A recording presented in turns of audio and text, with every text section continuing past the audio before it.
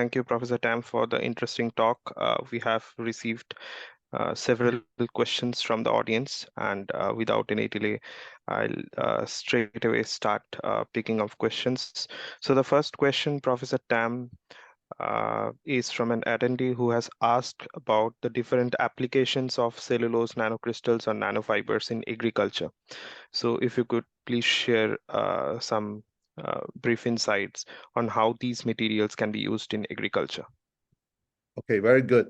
So agriculture is one of my new area that I'm working on right now. So we have found a way to carry pesticides, to develop this material as a carrier for pesticides, and also to be able to design them so that they can adhere to leaves, so that if it rains, it will not be washed out.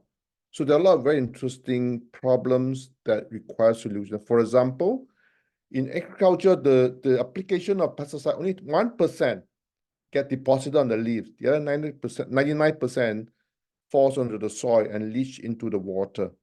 So we need to find better ways to try to deliver pesticides to these plants.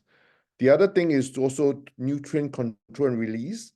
So these are something that we are exploring, and also water retention and capture, right? So as now we know that rain are not so regular, and sometimes you have periods of no rain.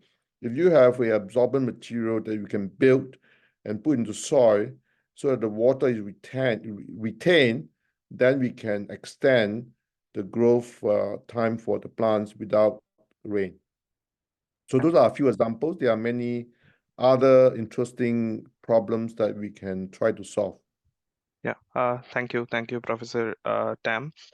The next question is about the thermal stability. So, could you share or could you comment on the thermal stability of these materials, cellulose, nanocrystals, and fibers? Okay, thank you. So cellulose, as you know, is a carbon-based material. So they are stable up to 200 degrees Celsius. So any application that does not exceed this temperature will be suitable. However, if you want to use up to higher temperature, then the way to go about doing it is to carbonize this nanoparticle with the oxygen. Then you have nanocarbon, and that nanocarbon can extend the temperature range to more than 600 degrees. Okay, yeah. Thank you, Professor Tam. The next question is about the series of experiments which you showed on the use of cellulose nanocrystals based adsorbents. So in the dye separation experiments, what leads to the selectivity towards the adsorbate species? Is it because of specific functional groups, or is it just physis option? Okay, so the most simpler example is harnessing electrostatic interaction, right? If the surface is negatively charged and your dye is positive, then you have this strong binding. So you can build surfaces that's positive or negative charge. That's first example. Then you can function the surface with certain types of chemical species that has specific affinity to different types of molecules. So like dopamine, for example, has a very strong affinity to methylene blue by the Michael's reaction process, and that allows you to have special binding affinity. So the surface of CNC is basically a blank uh, uh, inert surface that you can build different types of molecules on the surface, and that allows you to be able to generate and tailor the CNC for specific application. Okay, yeah. Thank you, Professor Tam.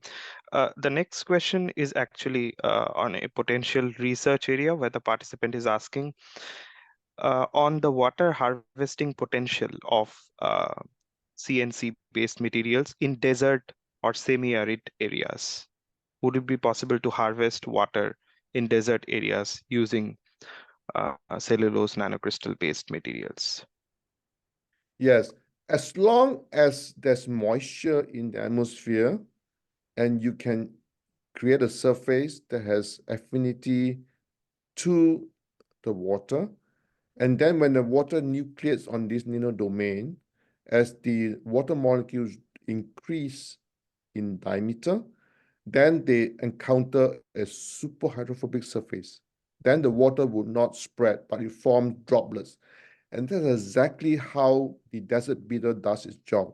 There are a lot of animals, a lot of plants, even spider. Spider harvests water in the morning when it is there are a lot of moisture because of the temperature change. And the spider web traps the water, and that's all they need to be able to preserve themselves. So you can envisage, as long as you understand the physics, building system that can do the job. Yeah, thank you, Professor Tam. The next question is about life cycle assessment, where the participant has asked if your team has explored life cycle assessment or circularity of functionalized cellulose nanocrystals to understand the sustainability of these materials. That's a very, very interesting and important question, right? But so right now, life cycle analysis has not been something my group focuses on because we are basically looking at the chemistry and physics and the engineering part. But it is definitely a very interesting topic to explore because eventually you want to know what is the carbon footprint and things like that. So that would be something that I would definitely like to work on if I can get the students or the funding to do so. So everything that we do depends on two things, right? The funding and the True. students, the interest of the student. Yeah, Maybe you should come and join my group. Absolutely, Professor Tam. So I'll pick up a question from a participant who has joined from Japan, who is interested in knowing about uh, if conductive CNCs can be used as electrode materials for solar cells, for example. Yeah. So right now, what we have demonstrated is that we can build this conductive material for to demonstrate its capacity to store charge and also to conduct current, right? When you want to use it for a system where there's a lot of other variables, right, then you need to evaluate their performance. So that's something that I'm not venturing into right now. Maybe someone else could. It's a material that has potential, but to be able to then take it for certain very challenging application, right, like solar cells, requires a lot more work to do. Yeah. Thank you, Professor Tam. There's another question on applications. So, apart from biomedical and the food sector, are there any upcoming fields where CNCs have shown the potential for promising future? So one big area I would say is food, functional food, right? So the reason why food is very interesting is because right now society are consuming too much processed food, and the processed food are stripped of fibers. So now we are trying to put fiber back into this food system that's able to make stabilize emulsion, which is a very important part of food processing. At the same time, these cellulose, nanocellulose, are become prebiotic for the probiotic bacteria in your body. So it can enhance the probiotic health of your body, which I think people now are believing that is a very important part of our overall health of a human. So I would say food would be one very interesting area. Cosmetic is the other next one. We are developing a system to dehumidify air, and if you can successfully do it, then air conditioning will be a very different technology. Yeah, absolutely. Thank you, Professor Tam. So a very similar and follow-up question to that is from a participant who has asked about the use of nanocrystalline cellulose in the biomedical field, and if you can comment on the application of such materials for any biotechnology related or oriented areas. But the most clear example, as I demonstrated, is antimicrobial system. Right? As you know, protecting our body from infection is a very important strategy, right? Even now in farming, in let's say if you want to farm chicken that in a enclosed environment. Now, antibiotic is not allowed. So how do you protect the birds from infection if you do not have antibiotics? So I think to develop sustainable antimicrobial compound is very important. I'm working with a company to try to develop homeostatic agent to try to create system that can prevent bleeding, that can prevent infection of wounds, right? There are opportunity to use it to deliver drugs, right? So there are many potential application. We have people who are doing 3D printing using our system for scaffold, for tissue culture, tissue engineering. So they're endless. I think the application is all your capacity to imagine, right? To innovate. So there are many ideas out there that we have not contemplated. So maybe these are something that we all could explore. Yeah, absolutely. Thank you, Professor Tam. I'll take up a couple more questions. And the next question is from a participant who is asking about continuous flow systems that you have demonstrated for water purification applications.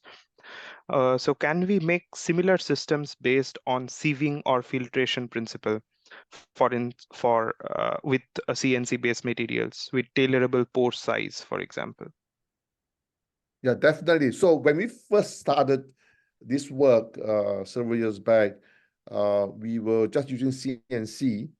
So after we are bound, after the organic dyes are bound to CNC, then we have to flocculate the CNC because they are very small, they're very stable. So we have to add the multivalent salt to try to precipitate the CNC. So hence, that's an additional step, and then centrifugation, right, to recover the CNC. So then we came up with the idea of impregnating into a bead, and then to put into a pack column. But you can also use what you suggested, right? You put into a tank with the organic contaminants, do the absorption, and then filter to a sieve, right? So that's a possibility. But the question is, if you want to scale, what is the best process to scale? Right. So that's Yeah. what we need to think about. Yeah. Thank you, Professor Tam. Uh, Professor Tam, you might be aware that there are some regions in the world who face severe air pollution and where the air pollution is attributed to the burning of agricultural residues. So in that case, can the extraction of cellulose nanocrystals from agricultural wastes be an economically viable option? Definitely, definitely. Right. So now the question is, um, the right now the nanocellulose are produced from pulp, wood pulp, right? If let's say the demand and increase exponentially, there's a lot of demand. Then the next very natural resource to extract nanocellulose is from food waste and also from agriculture waste. Because right now, in many countries, as you said correctly, they are being burned, and that results in this CO2 release. So if we can utilize this agricultural waste and engineer them to remove contaminants in water, then I think it's a very important uh, area, as I've said before, sustainable resource management. How do we manage all our resources? Every system. So there's a discussion about waste. Is everything a waste? Maybe not. A waste can be a resource for something else, right? So now there are many people are working on recovering food waste for different application, right? So agri waste is a very important resource that we should utilize. Yeah. Thank you so much, Professor Tam. The talk has been very interesting. There are several questions coming in from the audience still now. And just for the last question, could you please share any closing remarks for the audience here? We have so many young researchers attending this talk, and especially if you could share some insights on potential areas or scope of research in the field that you have talked about, and more on what the journal ACS Sustainable Resource Management expects works from. If you could share your final thoughts on that. Yes. So one of my advice, and that's one thing I speak to my students is these important aspects of finding problems that you want to solve that are novel. Novel means that there are not a lot of work done in a specific field, right? So once you try to avoid repeating experiments that's been done, because that is only incremental. So when you want to submit a paper to ACS, the first question that will be asked, is this research novel? Does it contribute to new knowledge?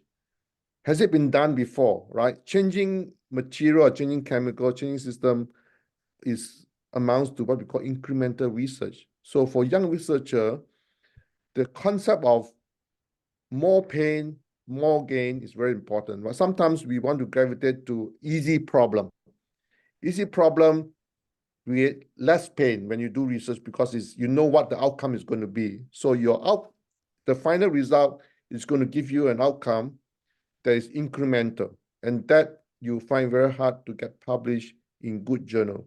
So I want to encourage you to try to read a lot, find interesting problems that has not been solved before, right? And our journal, in regards to now the important aspects of managing our resource, today is Earth Day, right? Our Earth has many resources, mining, agriculture, but unfortunately, they are not managed well.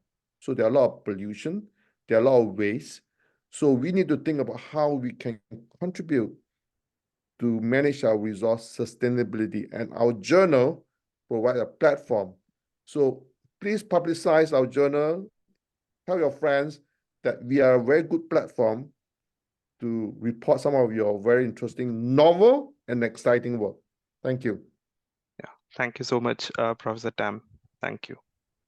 Over to you. Yeah. Yeah. Thank you so much, Professor Tam, for this wonderful and insightful lecture.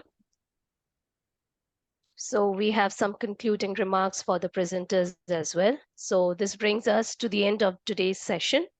And we thoroughly hope that you enjoyed this broadcast. We invite you to view the edited recordings from the past events in the ACS Science Talks. And at the end of the session, you'll receive a brief survey.